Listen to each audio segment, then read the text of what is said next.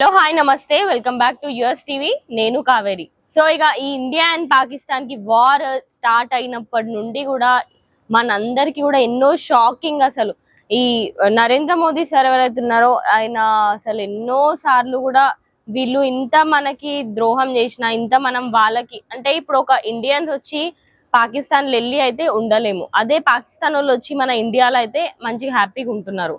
మనం వాళ్ళకి అంత ఫ్రీడమ్ ఇస్తున్నాం, కానీ వాళ్ళైతే మనకు అంత ఫ్రీడమ్ ఇస్తలేరు.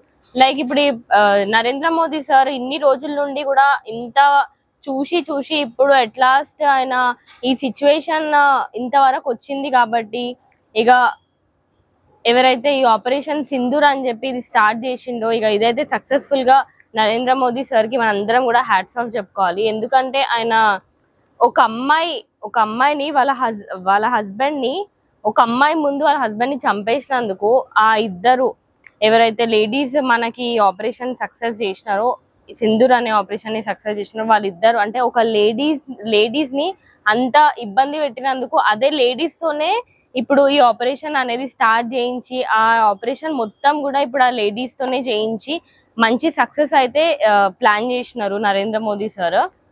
సో మనం చెప్పుకోవాల్సిన విషయం ఏంటి అంటే ఇంతకు ముందు వీళ్ళు ఎన్నో సార్లు మన ఇండియా పైన ఎన్నో ప్రయోగాలు చేసిన తర్వాత కూడా మనము లైట్ తీసుకొని సరే పోనీలే అని వదిలేసి చూసుకుంటా ఉండి అసలు అన్ని లైట్ తీసుకొని ఉన్నాము. కానీ ఈ రోజు నరేంద్ర మోదీ సార్ అయితే ఈ సిచ్యువేషన్ ఇంత సీరియస్ అయిపోయేసరికి ఇంతమంది మనము ఇండియన్ సోల్జర్స్ అందరినీ కూడా మనం ఇంత మిస్ చేసుకున్నాం కాబట్టి ఆయన ఎట్ లాస్ట్ ఒక ఆపరేషన్ సింధూర్ అని చెప్పి ఈ ఆపరేషన్ అయితే స్టార్ట్ చేసి సక్సెస్ఫుల్ గా దీన్ని మాత్రం పూర్తి చేసుకున్నారు.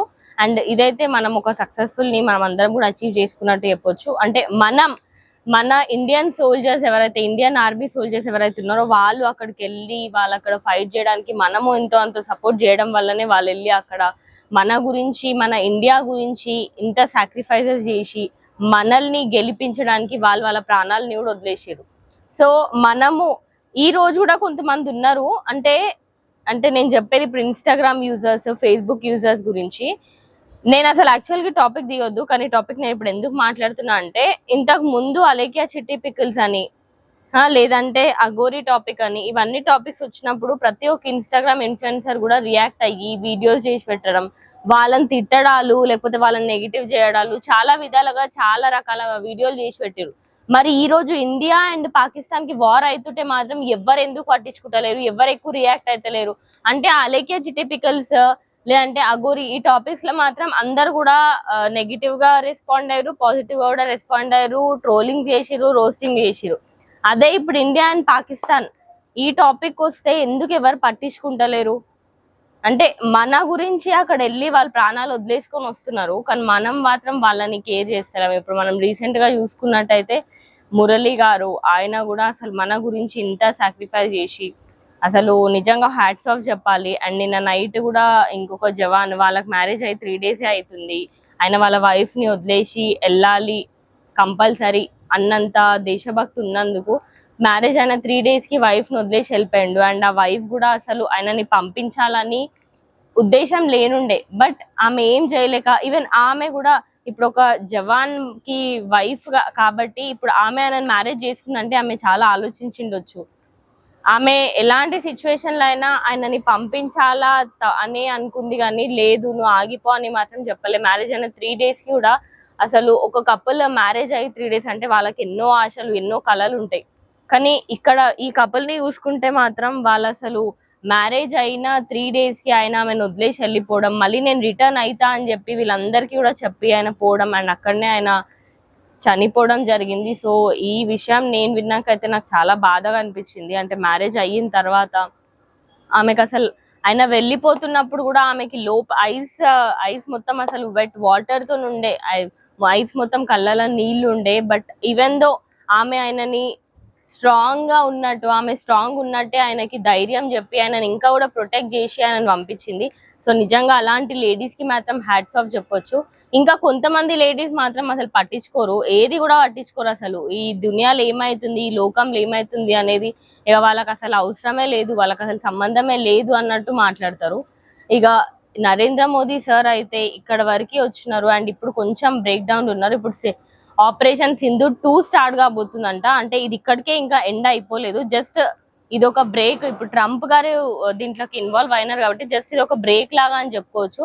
ఇప్పుడు నరేంద్ర మోదీ సార్ మళ్ళీ ఇప్పుడు ఇంకా ఆపరేషన్ సింధూర్ ఆపరేషన్ 2 స్టార్ట్ చేసిన తర్వాత మరి అప్పుడు ఇంకా సిచ్యువేషన్స్ ఎట్లుంటాయో, అంటే ఇప్పుడే వాళ్ళందరూ కూడా, అంటే మనం చూసుకున్నట్టయితే పాకిస్తాన్ న్యూస్ రిపోర్టర్స్ కానీ న్యూస్ రీడర్స్ కానీ అందరు కూడా ఏడ్చుకుంటా కూడా మనందరికి రిక్వెస్ట్ చేసుకున్నారు, లేదు ఇప్పటికైనా ఆపేయండి అని చెప్పి, మేము ఇలాంటివి చెయ్యము, మా వాళ్ళని చంపకండి అని చెప్పి కూడా కొంతమంది న్యూస్ రిపోర్టర్స్ న్యూస్ రీడర్స్ ఏడ్చుకుంటారు, వీడియోస్ చేసి పెట్టిరు, మనందరం చూసినాం అవి.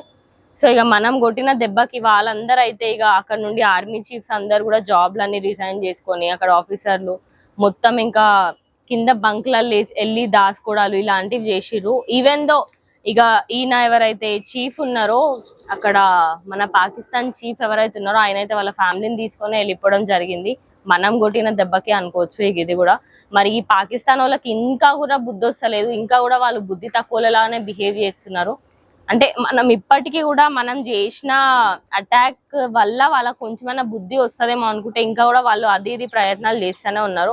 అండ్ ఇప్పుడు రీసెంట్ గా అయితే కరాచీ బేకరీ పైన కూడా ఒక అటాక్ కూడా స్టార్ట్ చేసిరంట. మరి అది దాంట్లో అయితే ఇంకా కొత్త కొత్త కోణాలు బయటకు వస్తుంది. నేను ఈ కరాచీ బేకరీ గురించి కూడా నేను మీ అందరికి ఒక అప్డేట్ ఇస్తాను, ఒక వీడియో కూడా చేసి పెడతాను guys. Thank you, keep watching.